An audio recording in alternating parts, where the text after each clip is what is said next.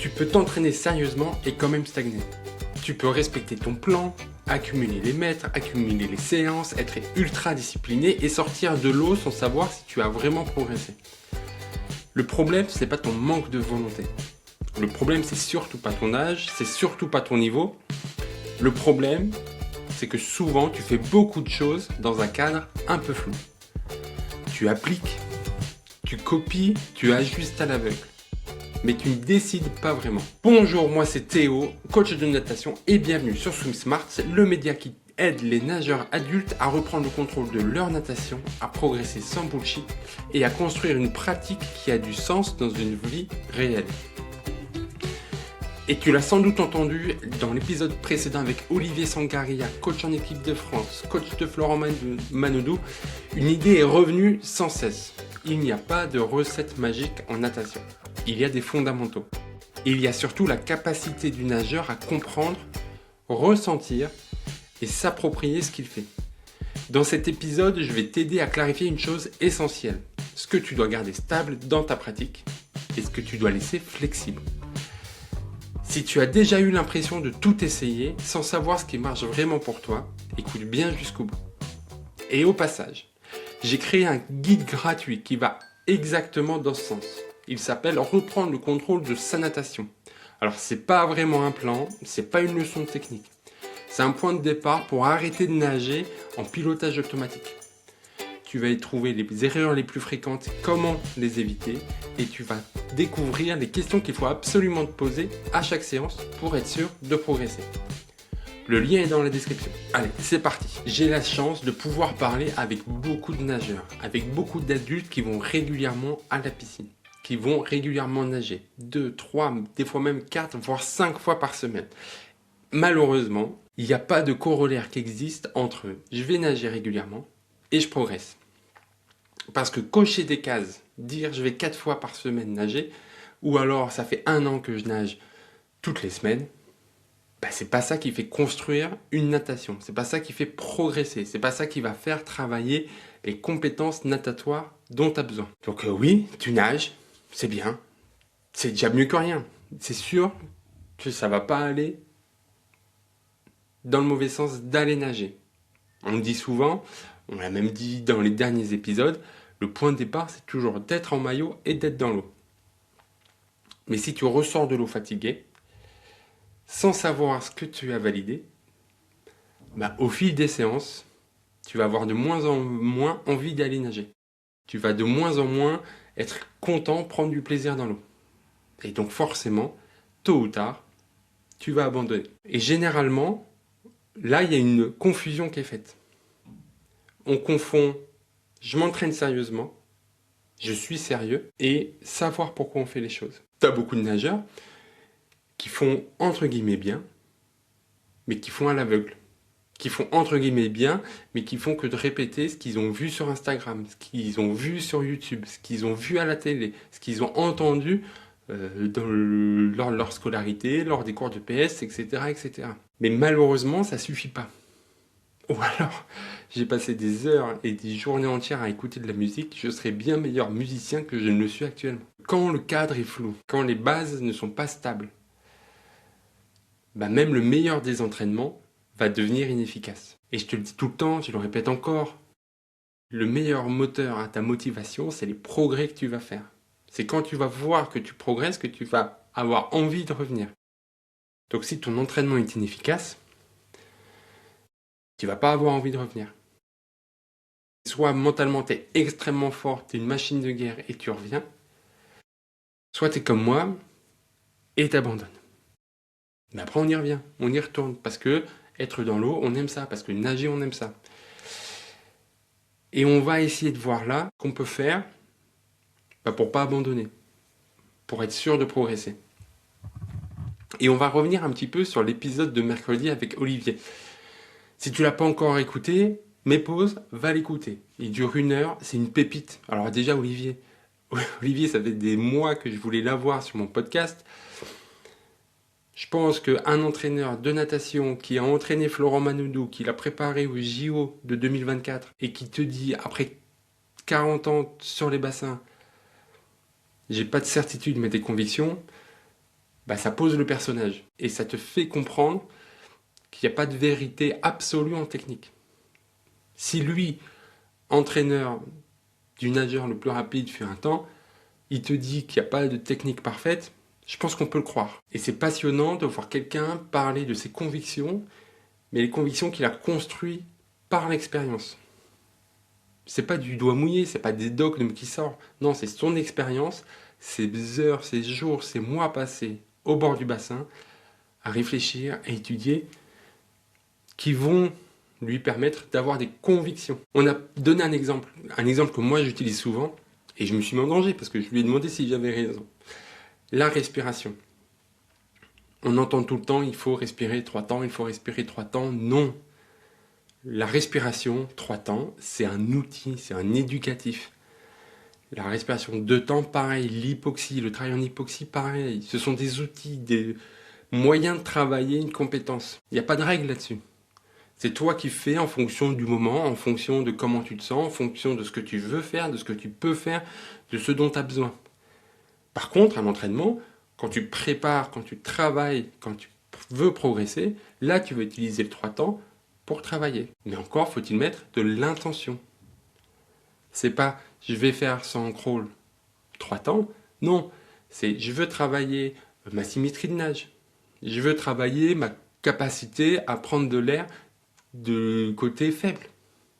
Et là, je vais prendre du 3 temps. Et c'est comme ça qu'il faut utiliser le 3 temps, comme un exercice, comme un éducatif. Parce que dans la respiration, quand tu veux faire de la vitesse, ce qui compte, ça va être de réfléchir à où tu te freines le moins. Et c'est là où lui, il a pensé à ça quand il a emmené Florent Manodou vers tous ses titres. C'est où est-ce que tu te freines le moins, comment tu fais pour être le moins freiné. Et donc la respiration, forcément, elle a un rôle important, parce qu'à chaque respiration, tu es freiné. Mais nous, à notre niveau, il y a peu de chances que ça soit ça. Ça va être où est-ce qu'on est le plus stable, où est-ce qu'on est le plus à l'aise, où est-ce qu'on va être le moins énergivore.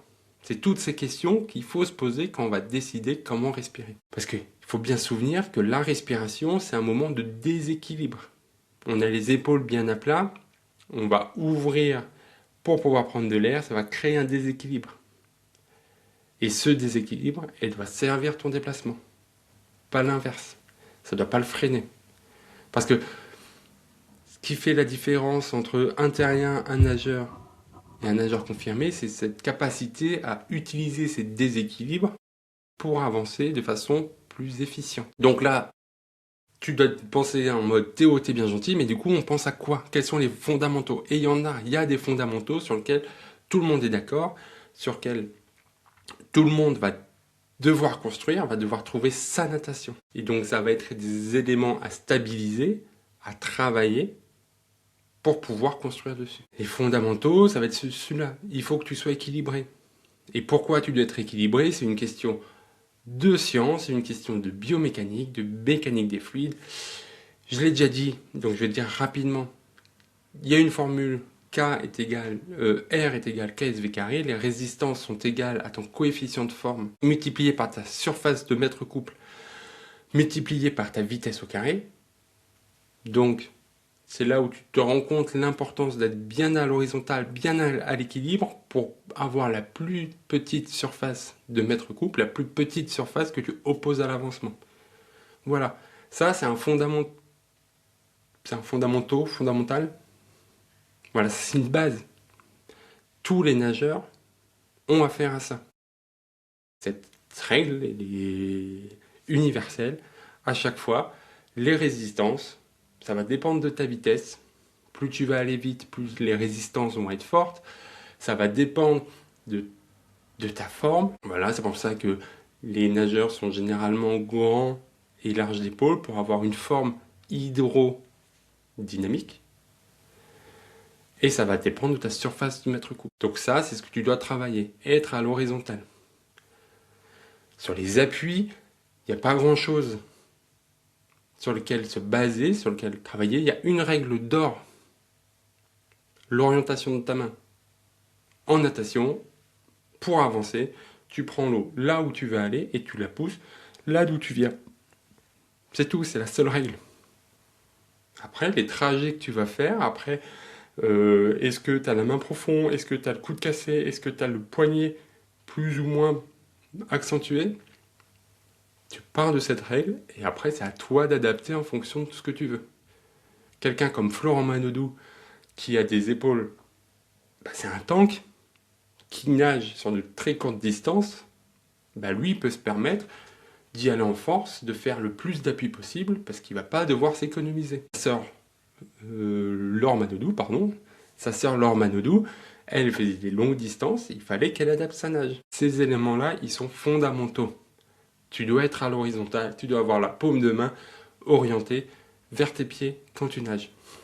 Tout le reste, c'est ta façon de nager, c'est ta nage. Donc chaque décision que tu vas prendre va avoir des bons et des moins bons côtés. Si tu vas aller chercher loin devant, c'est top parce que tu vas avoir une meilleure amplitude. Par contre, ça va travailler un peu plus les épaules. À toi de voir si tu es prêt à ça.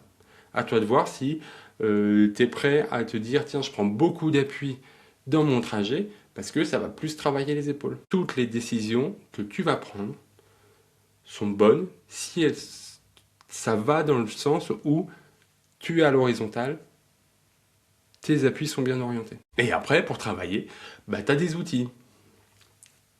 Donc tu as les éducatifs. Les éducatifs, c'est quoi? Ça va être un élément que tu forces dans le but de travailler quelque chose. Donc ça peut être la respiration, 2 temps, 3 temps, 2, 5, 7 temps, etc. Ça peut être des appuis. Tu veux ressentir mieux les appuis, tu veux trouver quels appuis choisir, et ben nager doigt écarté, c'est un éducatif qui va te permettre de travailler ces appuis. Faire varier ton intensité, c'est un autre type d'éducatif qui va te faire travailler d'autres choses, etc., etc. Le matériel, pareil, c'est un éducatif.